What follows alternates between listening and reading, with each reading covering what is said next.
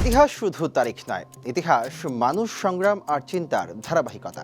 একটি দিন আমাদের মনে করিয়ে দেয় সময়ের স্রোতের টানে কতটা উল্টেছে পাতা, যার বিশ্লেষণে ফুটে ওঠে উত্থান, সৃষ্টি, পতন, স্বচ্ছতা ও নিষ্ঠার গল্প। রূপ নেয় সভ্যতার রং, বলে দেয় কতটা ও কিভাবে বদলাতে পারে তা। অভিজ্ঞতার ঝুলিতে বুলি ফোটাতে পারে এই একটি দিনের তথ্য, কারণ তাতে মিশে থাকে একাধিক গুরুত্বপূর্ণ ঘটনা ও সেই ঘটনার সাক্ষী। সুপ্রিয় দর্শক, এনটিভি অনলাইনের বিশেষ তথ্য পরিক্রমা এই দিনে স্বাগত জানাচ্ছি আমি সুমিত সাহা। এই দিনে ইতিহাস প্রতিদিনই কথা বলে। দর্শক, আজ 28 মার্চ 2026, 14 চৈত্র 1432। চলুন ফিরে যাই আজকের দিনে, দেখি বিভিন্ন সময়ের এই দিনে কি কি ঘটেছিল শিক্ষা, সমাজ, অর্থনীতি, বিজ্ঞান, ধর্ম, রাজনীতি প্রভৃতিতে।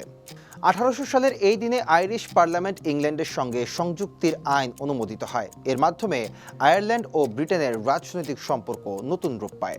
1809 সালে ব্যাটল অফ ম্যাডেলিনে ফ্রান্স স্পেনকে পরাজিত করে। এই যুদ্ধ ইউরোপীয় শক্তির দ্বন্দ্বে নতুন মাত্রা যোগ করে।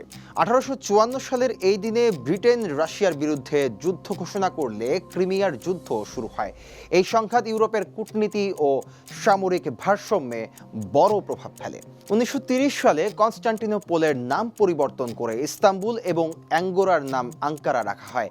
নাম পরিবর্তনের এই সিদ্ধান্ত আধুনিক তুরস্কের জাতীয় পরিচয়কে আরও দৃঢ় করে। 1939 সালে প্রায় 3 বছর যুদ্ধের পর স্পেনের গৃহযুদ্ধের পরিসমাপ্তি ঘটে। এর মধ্য দিয়ে স্পেনের রাজনৈতিক ভবিষ্যৎ নতুন অধ্যায়ে প্রবেশ করে। 1941 সালের এই দিনে সুভাষচন্দ্র বোস গোপন সাবমেরিন যাত্রা শেষে বার্লিনে পৌঁছান।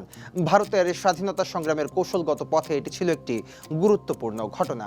1942 সালে রাসবিহারী বসু জাপানের টোকিওতে ভারত স্বাধীন করার আহ্বান জানিয়ে ভাষণ দেন। এই আহ্বান স্বাধীনতা আন্দোলনের আন্তর্জাতিক সমর্থন জোগাতে গুরুত্বপূর্ণ ভূমিকা রাখে। 1972 সালে বাংলাদেশকে স্বাধীন দেশ হিসেবে স্বীকৃতি দেয় তাইওয়ান। আন্তর্জাতিক পরিমণ্ডলে বাংলাদেশের অবস্থান সুদৃঢ় করতে এই স্বীকৃতি ছিল গুরুত্বপূর্ণ। 1973 সালে বাংলাদেশকে স্বাধীন দেশ হিসেবে স্বীকৃতি দেয় লেবানন। এর মাধ্যমে বিশ্বমঞ্চে বাংলাদেশের কূটনৈতিক স্বীকৃতির পরিধি আরও বিস্তৃত হয়। 2001 সালে যুক্তরাষ্ট্রের তৎকালীন president George W Bush Kyoto protocol থেকে মার্কিন সমর্থন প্রত্যাহার করে নেন। এই সিদ্ধান্ত আন্তর্জাতিক পরিবেশ নীতি ও জলবায়ু কূটনীতিতে নতুন বিতর্কের জন্ম দেয়। আজকের দিনে জন্মগ্রহণ করেছিলেন নোবেল পুরস্কার বিজয়ী ফরাসি রাজনীতিবিদ ও ফ্রান্সের সাবেক প্রধানমন্ত্রী আরিস্টিডে ব্রিয়ান্ড, রুশ সোভিয়েত লেখক ও সমাজতান্ত্রিক বাস্তববাদী সাহিত্যের প্রতিষ্ঠাতা ম্যাক্সিম গোর্কি, প্রগতিশীল লেখক ও বাংলাদেশ উদীচী শিল্পগোষ্ঠীর প্রতিষ্ঠাতা সত্যেন সেন, বিশিষ্ট রবীন্দ্রসঙ্গীত ও নজরুলগীতি শিল্পী সন্তোষ সেনগুপ্ত, নারীবাদী ও শিক্ষাবিদ বীণা মজুমদার, নোবেল পুরস্কার বিজয়ী মার্কিন পদার্থবিদ জোরেম আইজ্যাক ফ্রিডম্যান, ভারতীয় অভিনেতা অক্ষয় খান্না এবং বাংলাদেশের জনপ্রিয় চলচ্চিত্র অভিনেতা প্রযোজক শাকিব খান সহ আরও বহু গুণীজন।